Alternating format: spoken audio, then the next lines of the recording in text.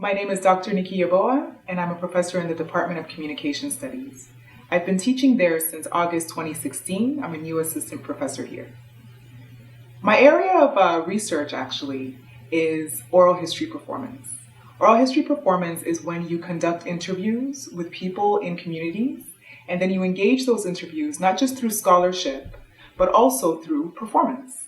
And I think this is really important in the communities I deal with specifically because I take the stories and the histories of Black communities, people of African descent, so either African Americans or Africans from the continent.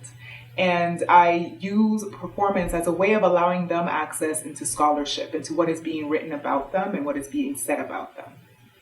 So I am from Ghana, West Africa. At least that's where I was born, but I was raised and spent most of my life in Canada.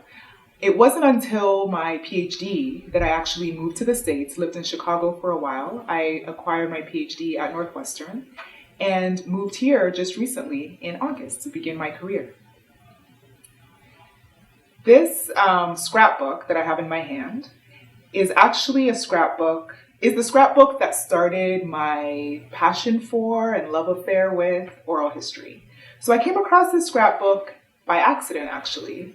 I don't remember exactly how I discovered it, but it was within my mother's possessions. And there are a series of pictures that she put together when she was in high school. And I remember being blown away because I was in high school when I discovered it. And I remember being blown away at the concept that my mother had ever even been in high school. So of course I started asking her questions. Who's this person? What's that person? Why did you write this here? I think one of the pages says Black is beautiful. Why was that important to you? Who were your friends? What did you guys do? It opened up a space for me to think about her differently than just her role as my mother. And so this actually was the very first oral history that I conducted. And my mother's stories actually still very much influence the type of scholarship that I'm attracted to, the kind of scholarship that I do. I look at stories of Black migrants, which my mother was. She is probably the most well-traveled woman I've ever met. She's been all across West Africa, first as a trader, lived in Europe for some time, moved with me to Canada, the States, Nigeria. With her, I've seen half the world. And without her, I've continued the journey on my own. But I'm very invested in stories of migrant Africans, which many people of African descent, we can consider ourselves migrants, whether voluntarily or involuntarily. And also, I'm interested in women's stories. So I don't look exclusively at that or specifically at that. I find their stories to be engaging. I find their stories to present a different view of cultural identity than what mainstream or popular discourses show. So my research is important to me in two ways. I see my research as both a personal journey and also a professional one. So in terms of where I see my research going on a personal level, I think it's really important that as a Black person, as a person of African descent, and as a Ghanaian who left my country when I was 7, moved first to Canada, now to the States, that I maintain the connections that only history can provide me with my past.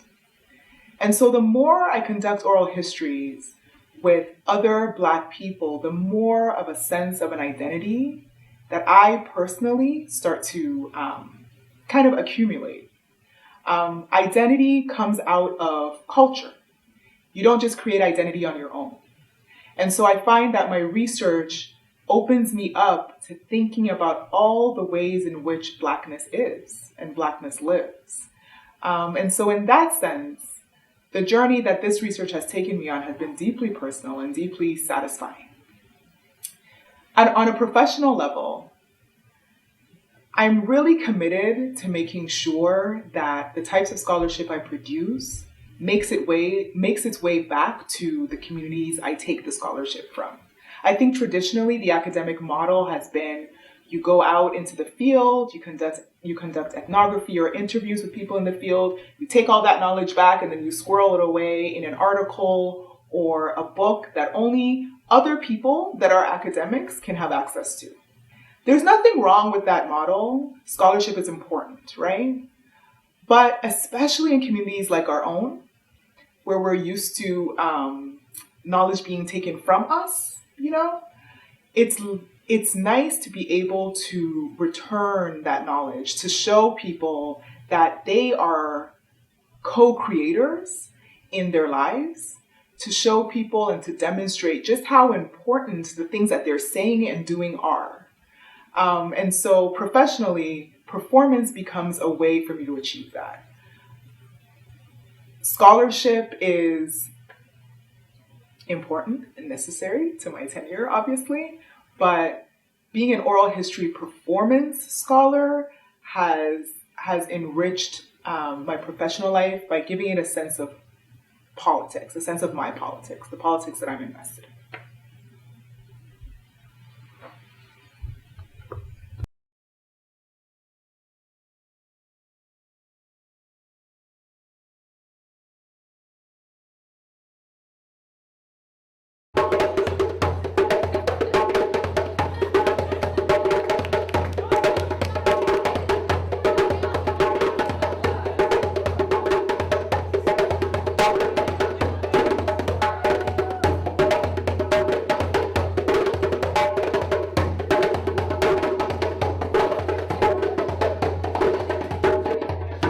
So Eros, the name that's engraved on the drum over here, that is short form of Erogbogbo. And now that's the family name. Everyone uses Eros. Everyone from my aunts, my uncles, my grandfather. There's even a nickname of Eros on top. There's a saying, "Maburu konyeje," which means don't spoil the name. So we try to keep and preserve the Eros name because, we have people, congressmen, high power and high profile people with the name. They've worked very hard to establish themselves. Now, my great grandfather, his name is Alhaji Suleiman Erogbogbo. He was the first Erogbogbo. Erogbogbo means all thoughts. And he was known around the community for advising other people and tried to help them solve their issues. He normally believed the basis was financial. One of his children is my grandfather. That's Alhaji Ashafa Erogbogbo. I'm named after him. Alhaji Erogbogbo sacrificed his education to raise his kids. He had 3 children at the time, and he could not go abroad. He had the chance to go abroad to get an education, but he had to stay behind to raise his children and build his family.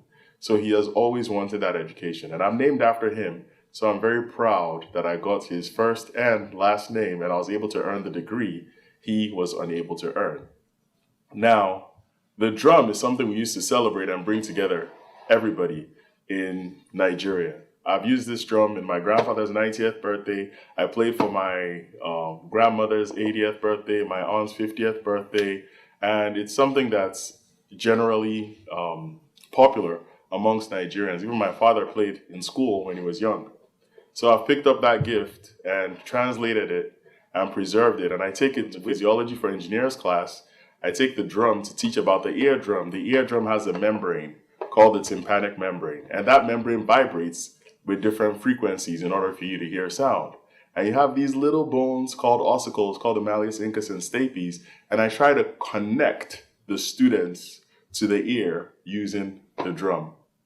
And I preserve the name, and I preserve the drum, and I take it with me wherever I go.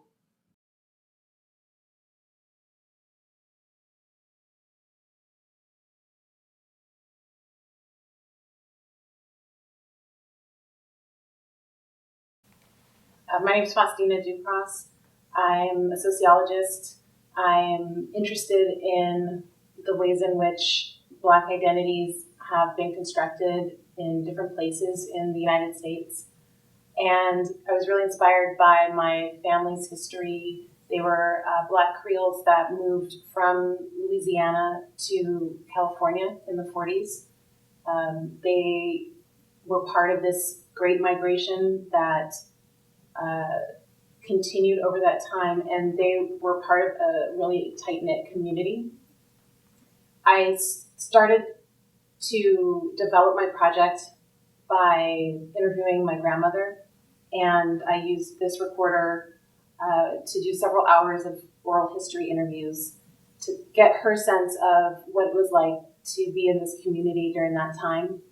And after that, I really was able to get a context for what was happening in the Black Creole community in Los Angeles during that period. And I did almost 50 interviews.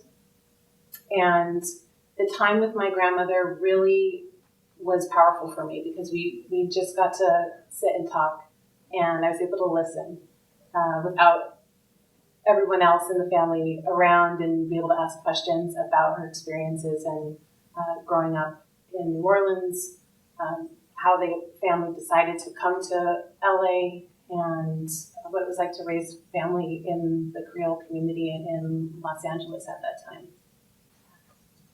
The research that I've done with the Black Creole community in Los Angeles is really a jumping off point for me. I'm going to be looking at the community in the Bay Area and really kind of weaving that together. I had family that came up here to the Bay Area also, so I wanted to see how that is similar and different in the ways in which the Black community integrated the migrants and what was their experience, how did they make home, how did they connect to Louisiana. And I really bring that into my classes when I teach my race and ethnicity classes. I talk about the history and the legacies of segregation, what that's meant for generations after. My African American Studies classes, we really talked about the Great Migration in terms of the impact that had in terms of movement in such large numbers and how communities kind of arose out of that. The current articles that I've been writing have really been a focus on the ways in which the Black Creole community made connections to home. One of the ways that they did that was through the Catholic Church and the parishes in Los Angeles. And I grew up hearing about the parties and the school functions and the Mardi Gras fundraisers that happened all in the Catholic parishes. And I really got a sense of that with my research, that it was really one of the key ways that migrants connected themselves and their community in Los Angeles to back home. And I also was able to get a sense of how the second generation who I interviewed, who grew up in Los Angeles, like my dad, my aunts and uncles, how they also connected to Louisiana, even though they were mostly raised in Los Angeles. And lots of the folks that I talked to think about Louisiana as kind of like a homeland. It's part of their identity. It adds to their identity of being Black. And it also helps to explain sometimes who they are in the context of the way our country's racial hierarchies get understood. Lots of times people don't know that they're Black necessarily by their name. They might think they're Caribbean. They might, think they're from Latin America. But connecting to Louisiana is a way for them to kind of claim that Black identity that's grounded in the history of the U.S.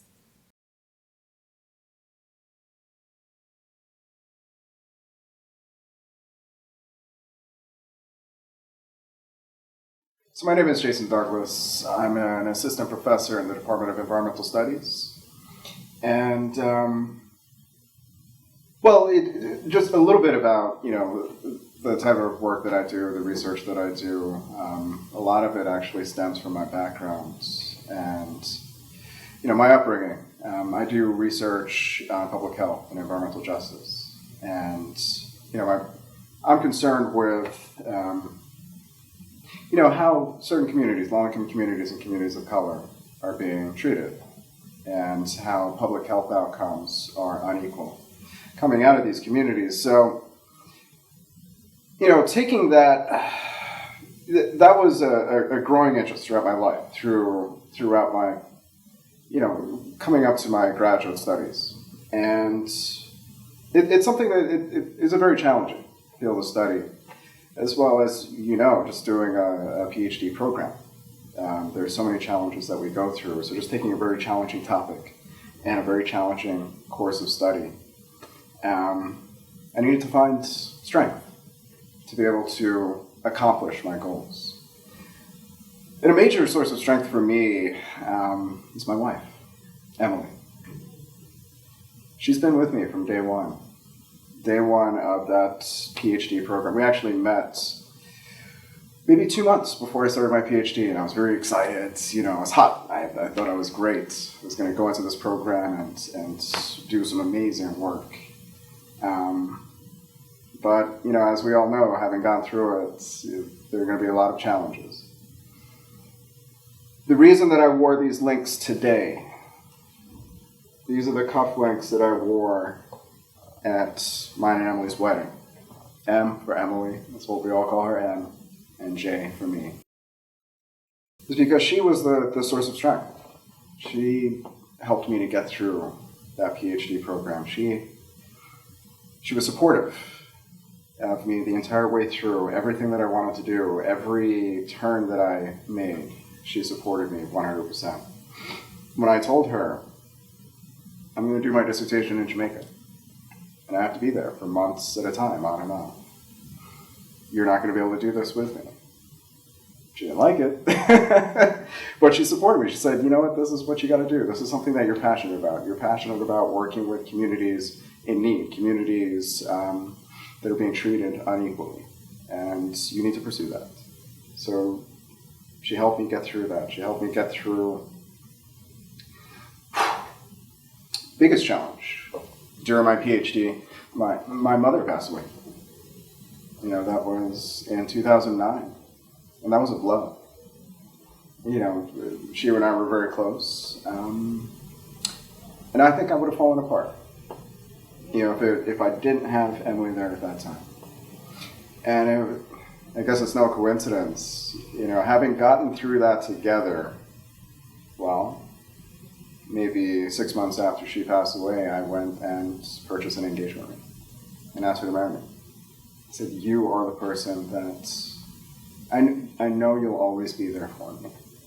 And together we can succeed in anything. And so far we've been getting there. I finished that PhD program. I went right into a postdoctoral research fellowship.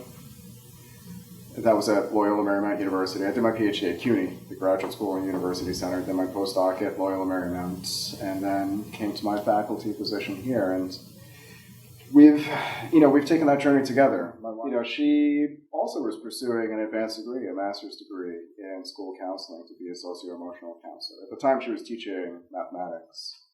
And she really wanted to, I guess we're very much like-minded. She wanted to work with people. She wanted to work with people firsthand and help them to work through some of the issues that they're struggling with. So we did these things together, and she succeeded. She completed that, and she is now she is the socio-emotional counselor at her school in Los Angeles. And she's doing it. She's killing it. And through all of that, we had a wonderful baby girl. Her name's Brooklyn. And, named after where my wife and I met and fell in love, where it all started. So we brought that baby girl into this world, which is why I brought the beads, as an enduring symbol of what I'm trying to accomplish, what my wife is trying to accomplish in her work, is, bringing about a respect for diversity, a respect for inclusiveness, equal access to resources for all people, irrespective of what you look like, race, class, gender, where you come from, what language you speak. Our daughter is Brooklyn. She's all colors of the rainbow. She's got everything going on in her. And for us, she represents the future. And she's another, again, enduring source of strength to forge forward and say, this is what before we were doing it because this is something that we believed in and we still do, but now we have even more of a reason. So that little girl has a better world to grow up in.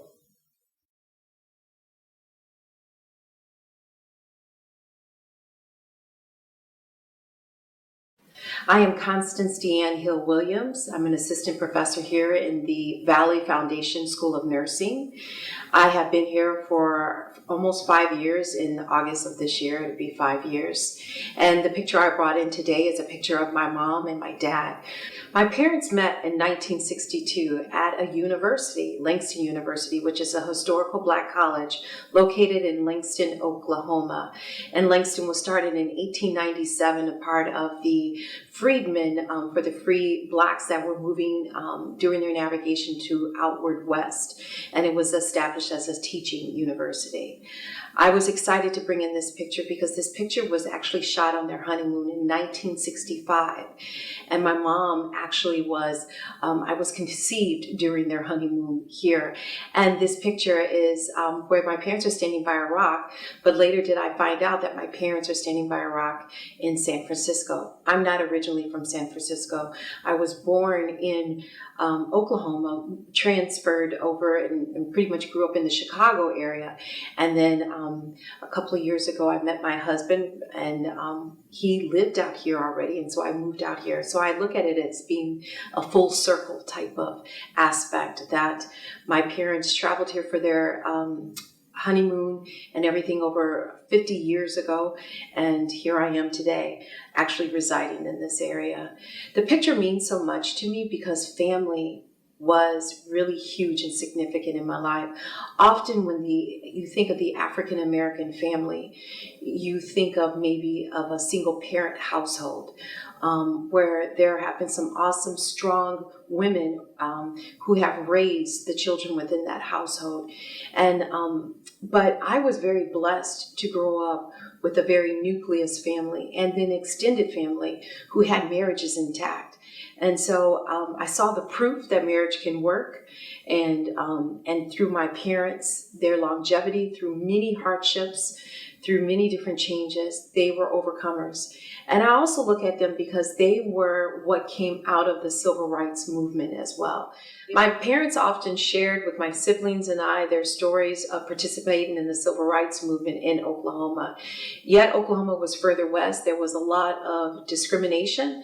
Many of you might have even heard of the Tulsa situation of Wall Street, the Black Wall Street. I have many relatives that were living during that time. They came through that. All of my family, after they migrated from Mississippi, moved on both sides to Oklahoma. So they have learned of that, and they had firsthand experience of engaging in some civil rights activities, such as sitting in at the Walgreens in Oklahoma City and participating with Clara Luper, who is a well-known civil rights activist. She has now since deceased, but during that time, who led many of the student sit-ins throughout that state. So I look at them as historical figures in my own rights because they overcame a lot. My mom in particular grew up in a small town called Spitzer, Oklahoma. She was the first of her family to receive a college degree as she went to Langston. What's very unique about my dad is that, and I thought this was just commonplace, my grandfather had his master's degree, and he received that back in late 40s, and he got that at Oklahoma State University in agriculture. And so he comes from that lineage, and then here I am now, fourth generation of the, actually, I take that back, third generation of a college student, but I have superseded my parents and then my grandparents' expectations of getting my doctorate about 3-4 years ago. So that to me just shows the progression of what the true tenets or foundations can do for an individual. And so that's why I like that picture, just because of the fact that it shows the unity and the growth and expectations, how they could supersede. So my research interest originally started off with young people who acquired HIV at birth. My dissertation focused on that generation because they were the first generation who was reaching adulthood. And nobody thought that these young people would ever make it to adulthood, including themselves.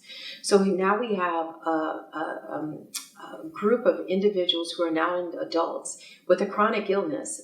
It has now been labeled a chronic illness, HIV, and they want to have life. And so I thought what better way to understand that was to give them a camera I gave them a camera and an opportunity to do the photo voice method, which was to describe what they envisioned their adulthood to be like.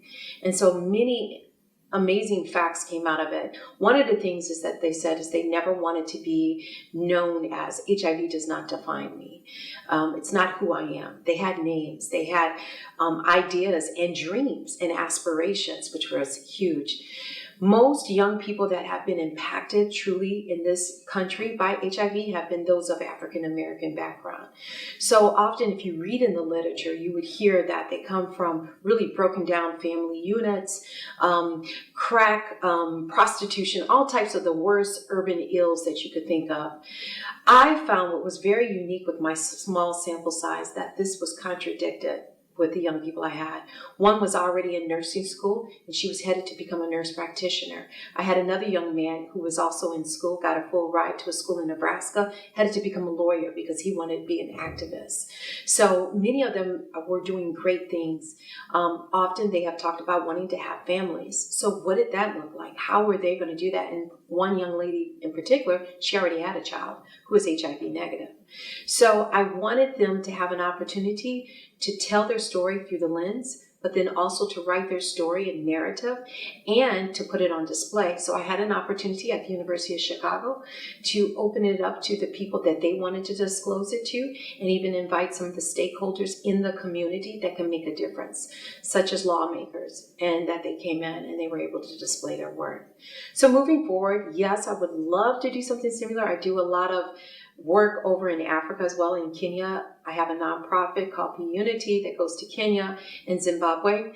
And when I was in Kenya, they said because of the antiretrovirals that they have received in there, they're believing that they're going to see a lot of their people. So I thought it would be fascinating to see would there be some common themes that would emerge with their young people in Nairobi, and then also with the young people here in Chicago as well.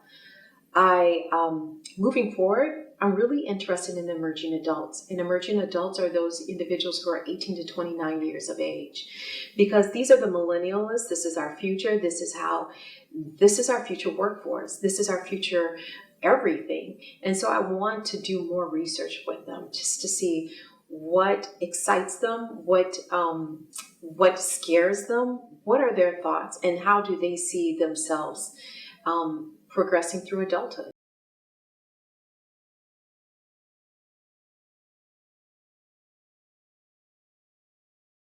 So these are pictures of my grandparents, and they were so important in my educational journey.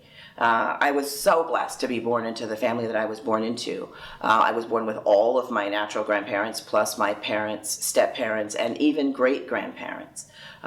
Educating their children was an important job for my parents, and all of my grandparents were so supportive in that. My maternal grandmother had a college degree, and she was born in Virginia and educated in New Orleans, in Louisiana. So this was a time and a place where women, particularly Black women, weren't being educated. So she was such an inspiration to us as we were growing up and as we were getting our own educations. My other grandmother, every time it was time for one of us to go to college, would get a big box and fill it with sheets and blankets and pillowcases and towels and all the things that we needed for our dorm rooms. And so one of the exciting things about going away to college was to see all the wonderful stuff that she would pack into that box for us and ship off to our dorms for us to be ready for college. My paternal grandfather had me write him letters regularly during my undergraduate program, telling him everything that I was doing and everything that was going on with me. And that was very motivational for me because I obviously wanted to report only good things and successes in my letters to him. And he used to talk to my mom about how much he appreciated getting them and hearing what was going on with me. My great-grandmother made it her job to make sure that all of her grandchildren, all 5 of us, had a new outfit every time we had a graduation. So from kindergarten all the way through college, we always had a new outfit from her for our graduations. And these pictures are important because these were taken the day that I got my master's degree. And every one of my grandparents, including my great-grandmother, is there. for that really important day. I'm the first person in my family to get a master's degree, and this was the last time we were all together as a family. None of my grandparents lived to see me get a doctorate, but their spirit of love and inspiration and support is never far from me. And every educational and professional achievement I have is as a result of standing on their shoulders. So I always think about the advice that they gave me, the support that they gave me, and I want to provide that support not only to my own children, but to my students. And one of the main, I think, accomplishments that I can have as a faculty member here is to provide that same level of support. You know, when you know that people are behind you and you know that people are supporting you, it changes the way you move through the world. It gives you a sense of self. It gives you a sense of purpose that I think you don't have if you don't have that base of support. And I want to try and be that same base of support to the young people in my life, not only my kids, but to my students as well.